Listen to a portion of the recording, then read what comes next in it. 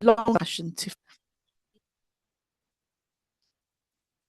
alongside a passion to foster innovation and support diverse founders. For the past 14 years, I've also led equality charity Diversity UK, and my most recent non-executive role is on the board of an NHS Integrated Care Board, which is responsible for commissioning healthcare services across Devon, Cornwall and the Isles of Scilly, or as we call it, the Southwest Peninsula. So really, I work at the intersection of these four areas: technology, entrepreneurship, ED&I, and healthcare. And the reason I've put them up there for you to look at is because I think those four areas are really what are contributing to health inequalities, and also the same strands that will help us address those health inequalities. So firstly, I'm not an academic, so this will not be an academic presentation. I have relied very heavily on published government reports and reports from global think tanks, adding in my own personal experience to hopefully enrich a discussion we can have, and really still bring an evidence-led perspective to the topic. I thought it's worth talking about what are health inequalities first, because often we just talk about addressing them, but we don't actually talk about what are they, you know. And I've kind of divided them into three groupings in my perspective: systemic factors, physiological factors, and technological factors. So if we talk about systemic factors first, it's really looking at the legislation. You know, do the laws in this country protect us equally and fairly? Most of you will know that we have the Equality Act of 2010, which protects us as individuals in England, Scotland, and Wales. And it protects us from discrimination, harassment, and victimization on 9 specific characteristics. And some of these characteristics are age, disability, gender reassignment, pregnancy and maternity, race, religion, sex, and sexual orientation. And the Equality Act applies in the workplace, in education, and in service provision, like healthcare services, for example. In addition to the Equality Act, of course, there is the Health and Care Act. And I know, for example, the NHS Integrated Care Board, where I am represented, we have to comply with 80 statutory duties. So in terms of the legislation framework, we have a very robust, well-regulated, solid grounding legislatively. So we know, you know, where the frame or the guardrails are, if you like. But beyond the legislative environment, there are other factors that contribute to health inequalities. So, for example, geography, where you live, whether you live in an urban environment or a rural environment or a coastal environment, will determine your access to healthcare. Your socioeconomic grouping, and I would add in there class, adds to your outcomes that you experience. Housing, are you homeless, or do you have housing? Is it good quality housing? That contributes significantly to health inequalities. And then environment, you know, climate change, pollution, all of those are systemic factors which add to health inequalities. Physiological inequalities are really around our bodies. You know, women's bodies particularly work differently to men's bodies. They respond differently to treatments. We are all individuals. So our genetic profile, our family history, all of those are physiological factors. And then finally, there is the technological factors. Access to technology. So, for example, we know that those born post-war, you know, in the late 40s and 50s, will not have had access to personal computers. So they may not be as digitally literate, perhaps.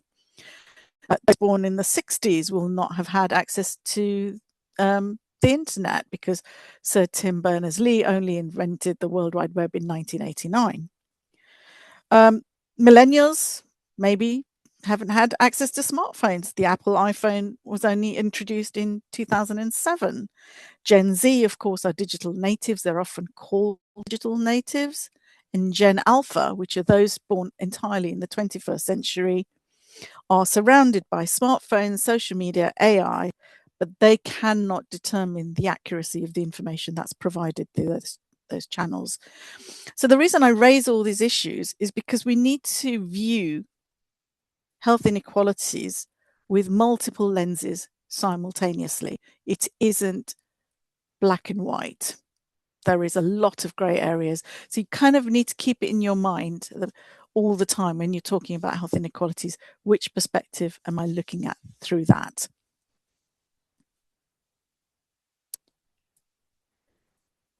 So let's talk about the evidence. What is the evidence? I'm sure there are a lot of academics and researchers among you, and I know you love evidence.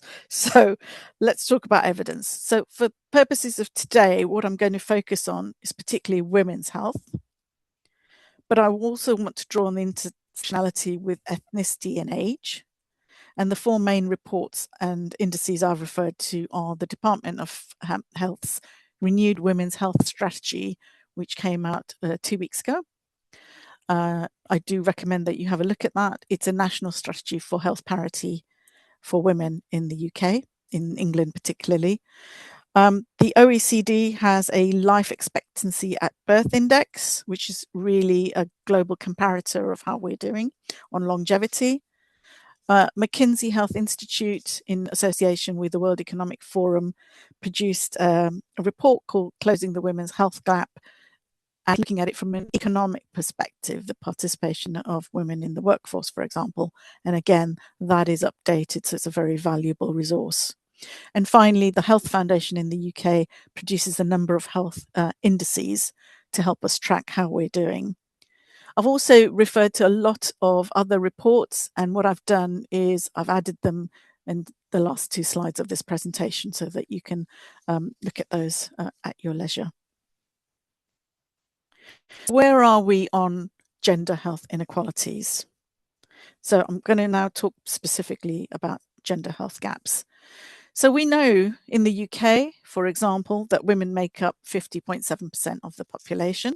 And we know that because I'm using Office for Statistics. The OECD, which tracks this, says that women on average spend a quarter more of their lives in poorer health than men. And specifically in the UK, healthy life expectancy among women fell by 2.5 years between 2021 and 2024. And in fact, the UK has slid down from 20th place to 26th place in its index of female life expectancy. So this is how well you live through your lives. And out of 38, I don't think that's a really a good place to be. So what is adding to these health inequalities? I mean, we have the NHS, we have good infrastructure in this country, we are a first world country. What is causing this?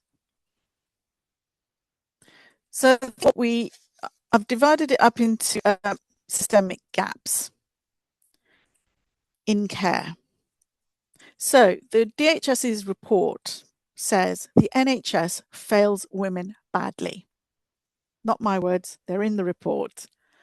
And it draws on certain indicators for that. So for example, if we talk about gynecology, the average wait for care in gynecology is 15 weeks. And that is up from 6.4 weeks in 2018. So just in a very short period of time, we've seen the average wait on gynecology rise significantly. There is significant misdiagnosis of heart attacks and undertreatment of cardiovascular disease, which are obviously big killers of women.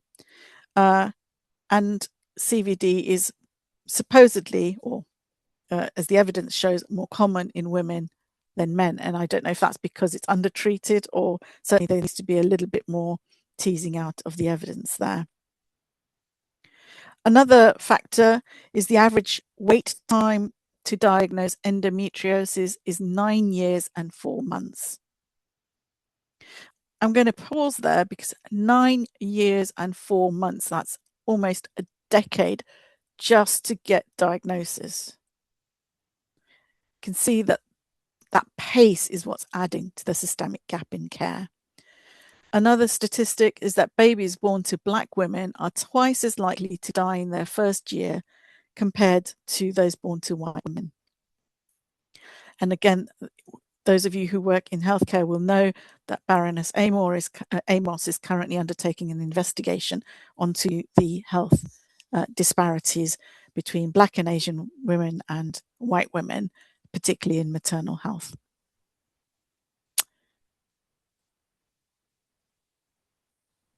Moving on, there are also systemic gaps in funding.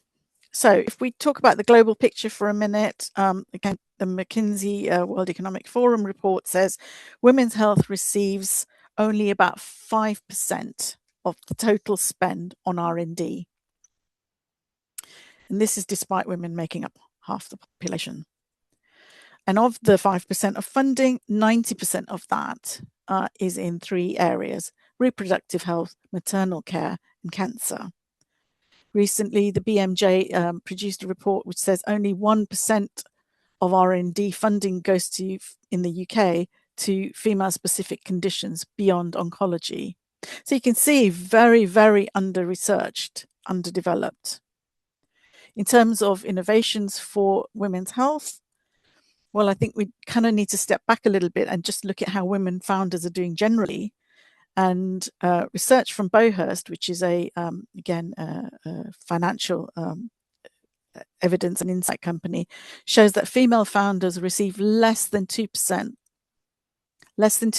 of global venture capital funding, irrespective of whether they're innovating in the healthcare space or in financial technologies or in any other industry.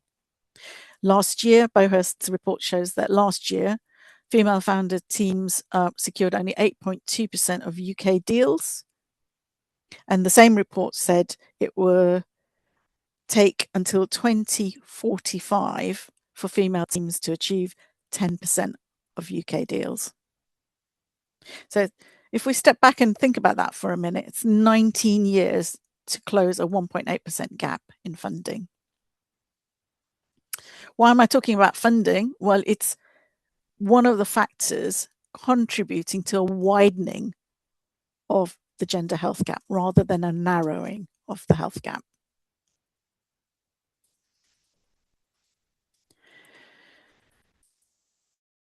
I think it's important to talk about, well, I hoped it would be obvious to talk about why should we close the gender health gap.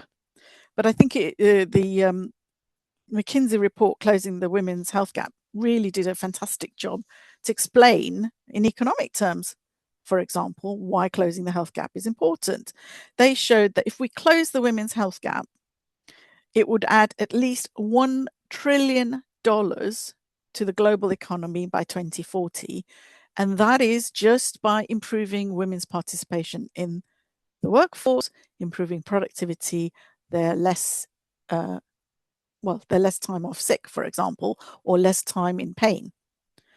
Women, we know, spend 25% more of their lives in poorer health, and McKinsey actually put a figure on that said globally that equates to 75 million years of life lost due to premature death or disability. And on average, it says it causes women to miss out on 500 days of their life throughout their lifetime. They said, again, addressing these health gaps would give women an additional 7 healthy days per year over their lifetime. So that's the 500, that's where that comes from. And they said for every $1 invested in closing the women's health gap, we would get a return of $3.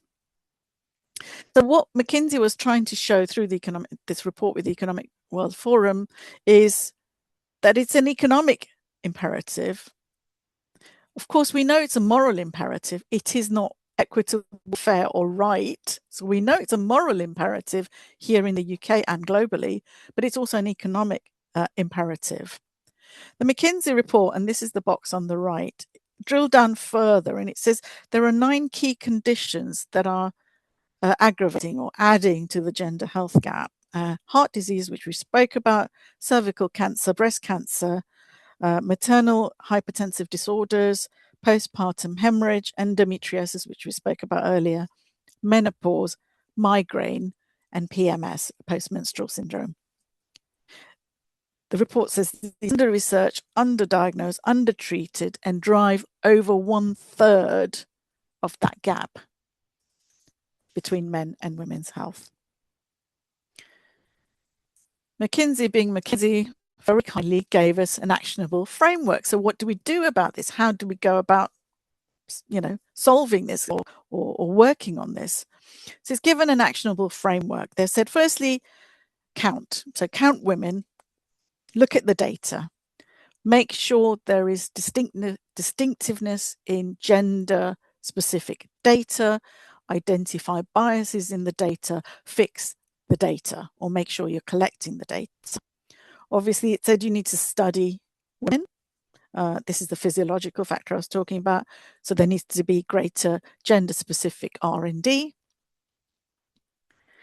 It suggested clinical guidelines for the care of women, distinctively to general clinical guidelines. And again, that refers really back to the Women's Health Strategy and the department's report that's just been produced. Clinical guidelines for how to treat women's conditions. Obviously, a big part of that is including all women. So it's talking about the equity angle. Equity not only in innovation and digital access, but also in funding. And its last suggestion is investing in women. So investing in the funding of female founders, kind of adding to and improving the equity angle. So I'm going to talk about each of these in a little bit more detail. So when we talk about the actionable framework on counting women, obviously inequality is exacerbated by not collecting data on women specifically. So what McKinsey was saying, in healthcare at the moment, we tend to anonymize and aggregate data. What they were trying to say is actually that is one of the causes of inequality. What we need to do, yes, of course, anonymize, but we need to be able to identify gender specific data. So don't completely anonymize it all. Make sure that the gender specific metrics are built in. When you look at a data set, if you are looking at a clinical research trial or you're working on data, when you look at a data set, be mindful of bias in that data set. So obviously you say, is it representative of the population? Is it appropriate for the segment being studied? Is it inclusive? So one of the things the NHS Integrated Care Board looks at is population health management. We drill down very specifically in each of the regions where we operate population health.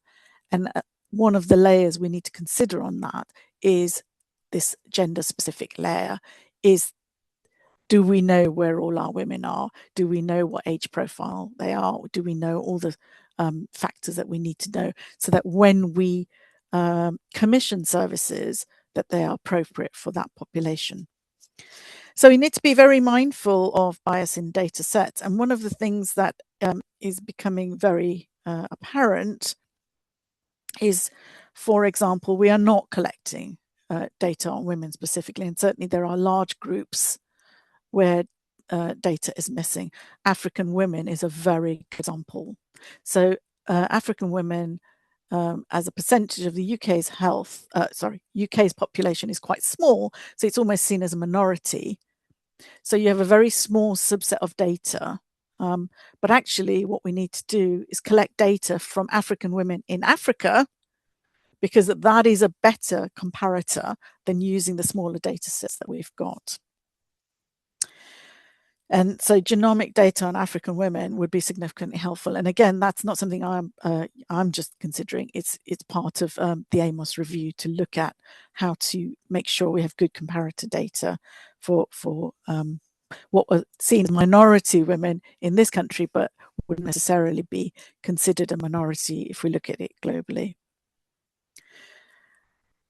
We need to identify gaps in women's data and where it's missing or inaccurate.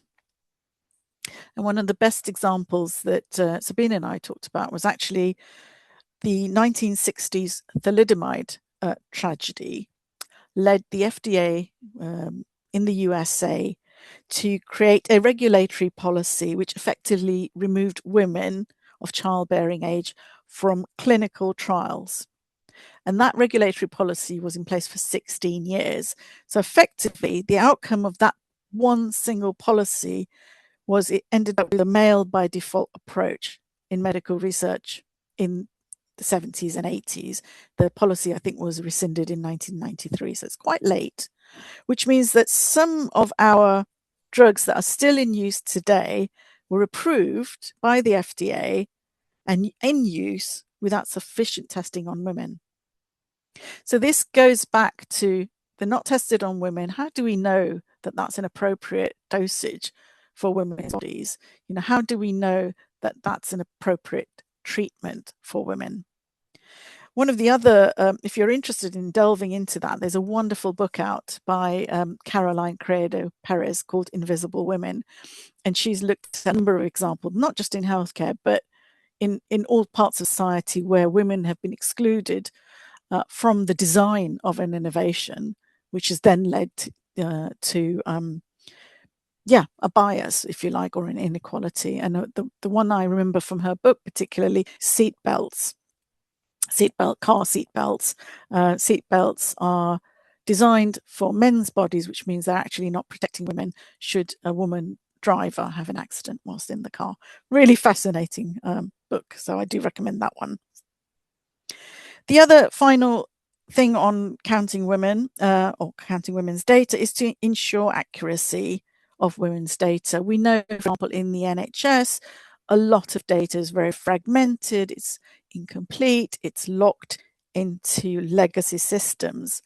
So, for example, when we talk about post-war women, those born in post-war, often their medical histories will be paper form and may not exist even on systems like the NHS app or even the GP practices. So it does beg the question, should we prioritize the digitization of women's health records in order to improve the outcomes, in order to address the inequalities? And as we all know, when you go to your GP, it's very, very useful for the GP to have your entire history over a period of time.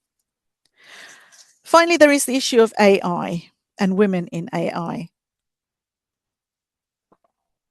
We know that women are not only under-researched, but we know that they're underrepresented in the workforce in AI, and they're almost insignificant in terms of the development of the AI tools of the future.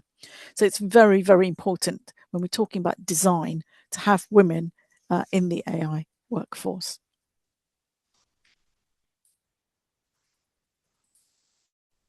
So in terms of clinical research, I'm not going to dwell on that because I think most of you are probably greater experts than me. I think suffice to say what actionable framework says that obviously there needs to be greater R&D research, and there needs to be a pool, if you like, or a coalition. And it's wonderful to have institutes like the Christabel Pankhurst Institute.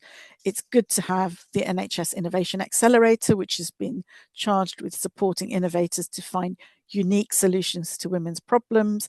And the Innovation Accelerator helps founders to tackle some of those. We need to build allyship, which is for men to also innovate in this space. And one of the greatest networks is the Health Innovation Networks throughout the country, to inspire men to focus on women's health issues through peer-to-peer learning, training, knowledge transfer. So it isn't, I'm not saying women need to solve women's problems. I'm not saying that at all. What I'm saying is we need to have a cross-gender focus on solving this as an issue. And of course, we need female founders networks like the one at the Masood Entrepreneurship Centre at the University of Manchester. I'm involved in another one at Murray Edwards College called Enterprising Women. which is for women entrepreneurs through the University of Cambridge ecosystem, there are a lot of networks, and we need to work much more closely and collaboratively together.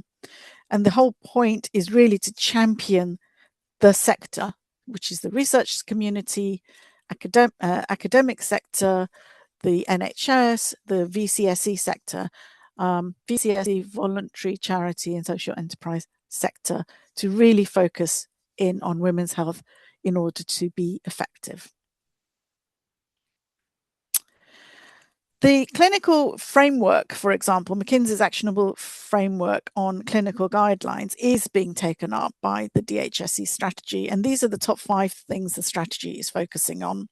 So firstly, it's recognized that it needs to eliminate the diagnostic odyssey, as it calls it, where you're going from pillar to post, looking for diagnostics, looking for a diagnosis for your conditions.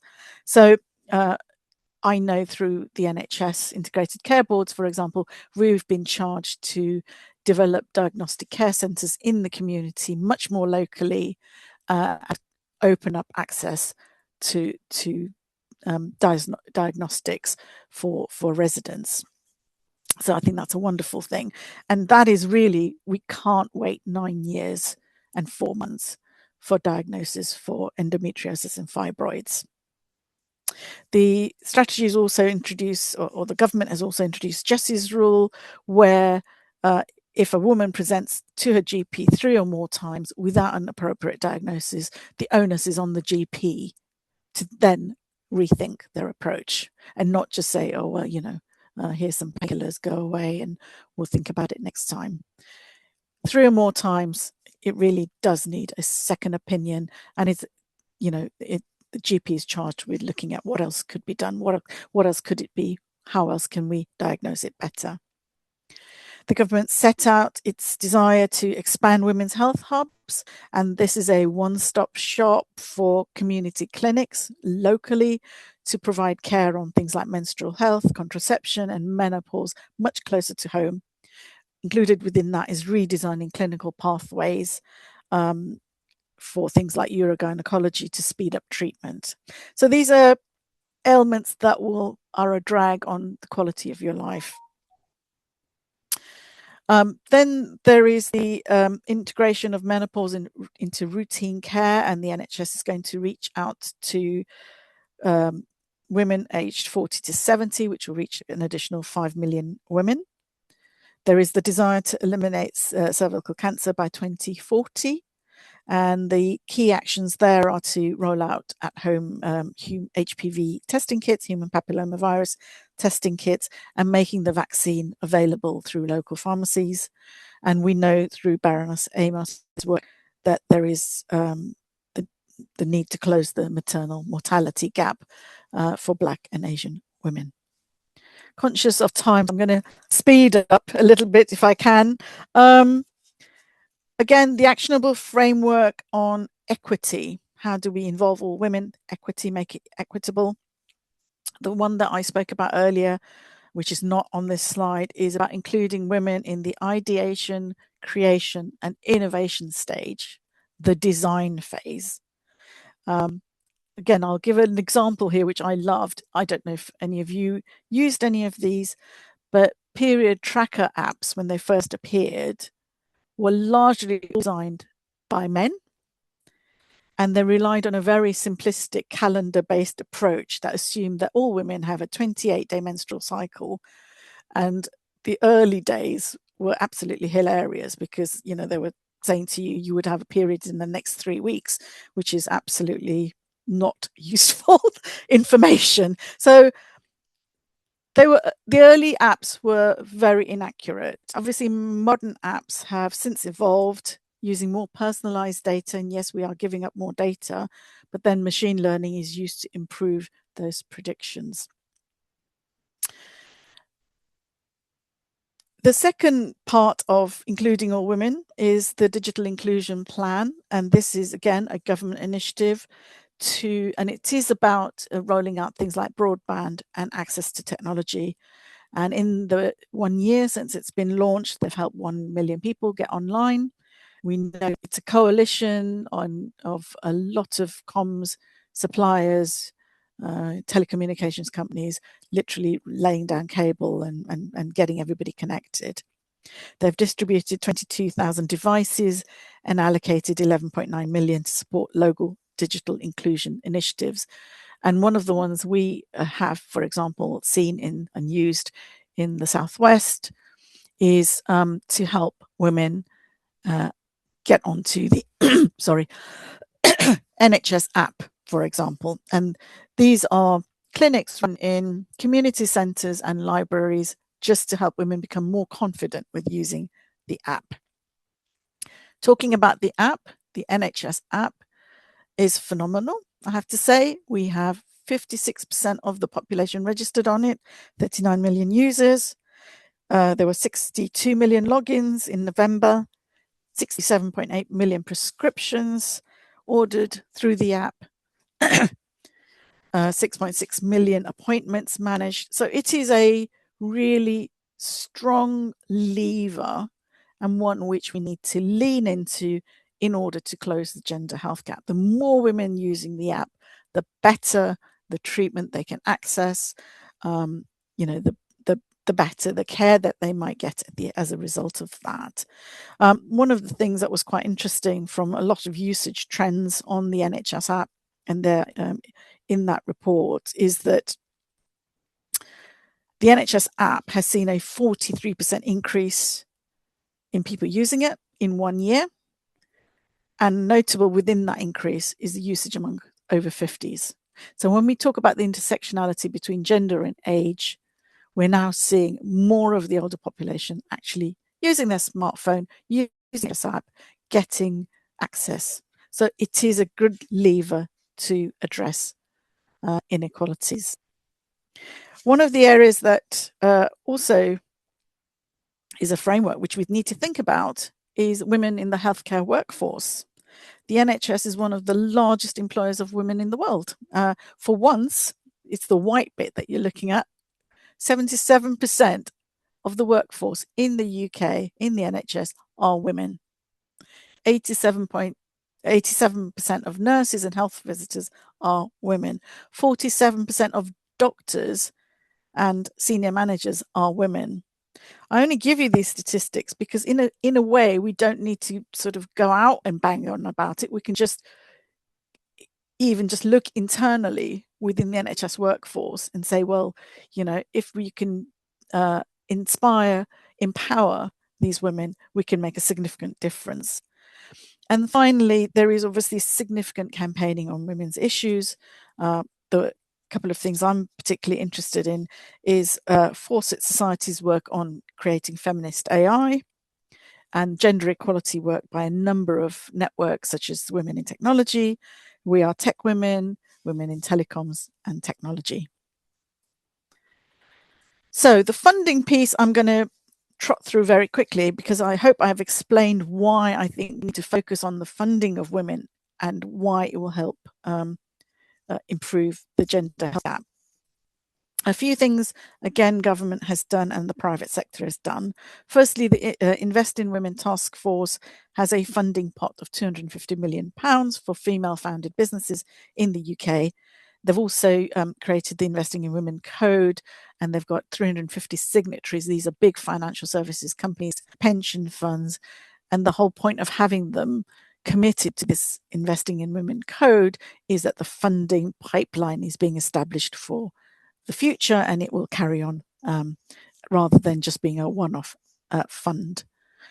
The Women in Tech Task Force is looking at the other end. It's looking at stopping women leaving the tech workforce, which in itself is a drain.